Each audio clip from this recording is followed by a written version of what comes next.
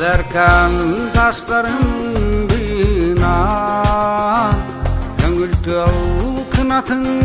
kıtarı Ebemkin alıydın ustuna Ben Irak ayannan iyebey Kınatta tabalar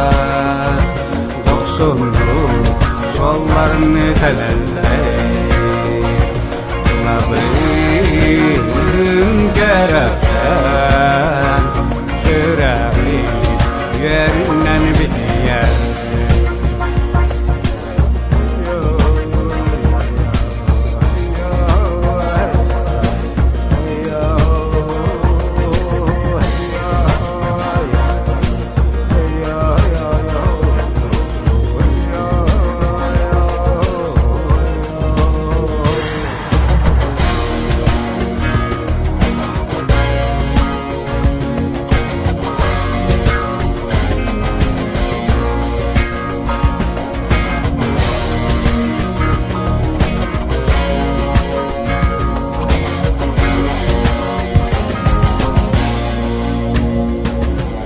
Seri yolaktan kırcağız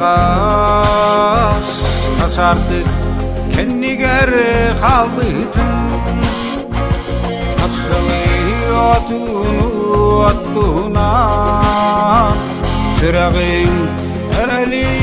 talbıtın Haliletler doksunluk damparayı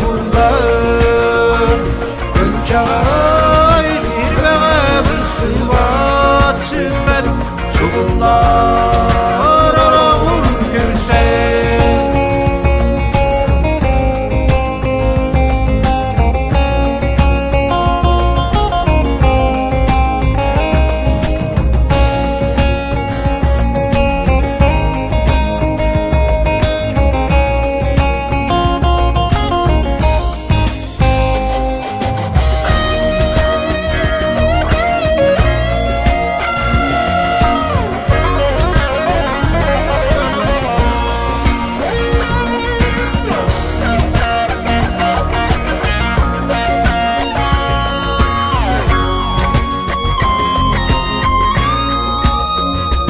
Sandarar sağımını sarıla Sünen sılları serdi Kıyıktar davur testara Tundaram toygun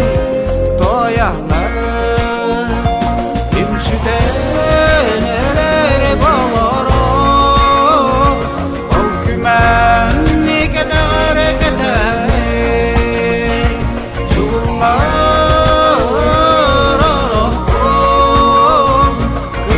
Kar duyunan savarı